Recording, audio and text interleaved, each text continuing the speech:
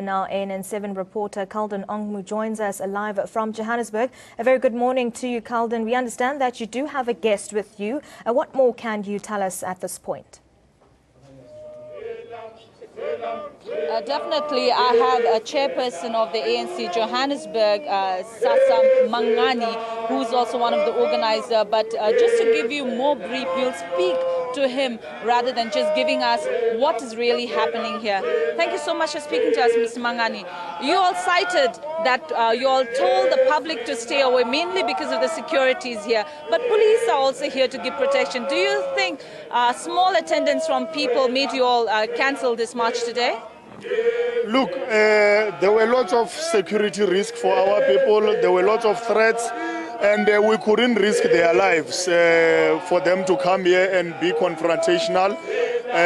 That's why we decided to say that ourselves as the organizers will be here to deliver the memorandum on their behalf. So we had to ensure their safety. We couldn't risk out of, But you don't believe that low attendance made you go ahead with this? Which lower attendance? Because there was no lower attendance. There were a number of comrades that were coming here. But also, we were not even going to be worried if there was a lower attendance, because it is, for us, it's not about the number of people that are here. It's not a quantitative kind of a protest. It's a qualitative kind of a protest that is informed by key issues that has to do with the ANC, its core values and its morals in society. And you say you are a patriotic ANC member and you are just unhappy with the structures and what's going on at ANC at the moment. Do you not believe there were a different way of, even showing your frustrations in the organization rather than starting this hashtag Occupy Luthuli House? We have used internal processes of the organization before. It's not the first time the issues that we are raising today that we are raising. Unfortunately, people think it's the first time.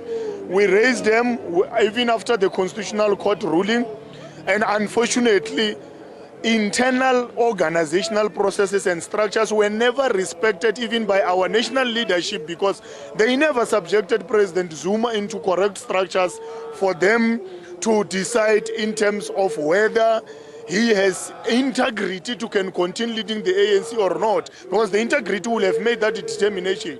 If they subjected him and the integrity said, no, the Constitutional Court ruling does not dent the image of the president still fit to lead, who will have accepted that, because at least internal organizational processes and structures would have been respected. So, Mr. Mangani, is President Jacob Zuma only your problem in ANC, or are there other problems as well? To be honest with you, we have many problems in the ANC, not necessary problems, in fact, challenges. And President Zuma just remains an elephant in the house because he's the head of the ANC. You need the head of the ANC that is going to be inspiring to all of us as members of the ANC. He must represent the core values of the ANC. It must be the leader who must be able to go through the eye of a needle as required by the ANC. So we are saying that if President Zuma can step down and we have credible leadership, we will be able to face those challenges. Some of those problems, obviously, we are confronting them, we are trying to address them. But the problem, remember, the ANC is the leader of society, and the perception of society is important for the ANC to manage, because if you lead society, you must have integrity to lead that society, and the society must listen to you. So what happens now, since the march has been called off? What is your plan for the day now? The march is not been called off. We have demobilized people not to come here, and you will know that part of demobilization happened through the Provincial Executive Committee of the ANC in Gauteng through their statement. They have demobilized some of the members who would have wanted to join us, but we are going to submit the memorandum to Luthuli House peacefully so, and we are glad that the spokesperson have indicated this morning that they will receive our memorandum and will be... Sorry, if I may just cut you, can you just give us, what are some of your demands that you've suggested, apart from President Jacob Zuma's resignation and the NEC's resignation? What are the other demands?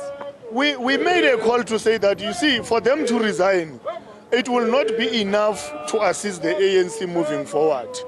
There is a need for us to have a national consultative conference, which we want to appeal with the structures of the ANC to allow the ANC to go through that process for us to have Murogoro conference again in the year 2016 to ensure that we restore the ANC, because if we were to do what the ANC Youth League is requesting of an early conference, we are still going to be at loggerheads with each other, because we will be focusing on who must take over the ANC than, you know, the ANC itself. So we need a gathering where we are not going to be discussing about names of individuals.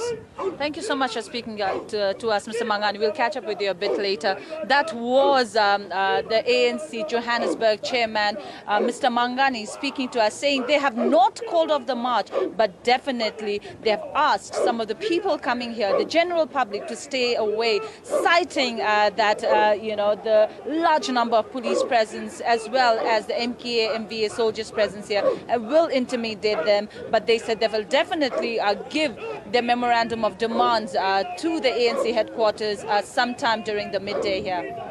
Very much, and that was our ANN7 reporter, Calden Ongmu, out there in Johannesburg. And now we will be giving you a traffic update on what is taking place around the Joburg area. Luthuli House, and will divert traffic at the intersections of Commissioner Street and Bexley Kasema, as well as along Pritchard Street at the intersections with Harrison Street, Simmons Street and Loveday Street. So motorists will have to use Rissik Street, Temi Poliso Street and Rihanna Mosa Street as alternative routes for the day. The road diversion has not yet started.